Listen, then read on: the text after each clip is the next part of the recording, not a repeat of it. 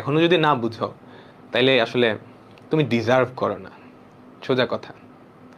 তুমি যদি এখনো ফাঁকি দাও তাহলে আসলে ভার্টিস শিট দিয়ে দিছি, ক্লাসগুলা যারা আগেরগুলা করো নাই ক্লাসগুলা খুব সুন্দর করে করবা, তারপর প্র্যাকটিস শিট সমাধান করবা। প্র্যাকটিস শিটের কিছু কঠিন অঙ্ক আছে, ওগুলো দরকার নেই, ঠিক আছে? আমরা ক্লাসে যেগুলো পড়াইছি এই টাইপগুলো যাতে 100% তোমার মাথায় থাকে, ঠিক আছে?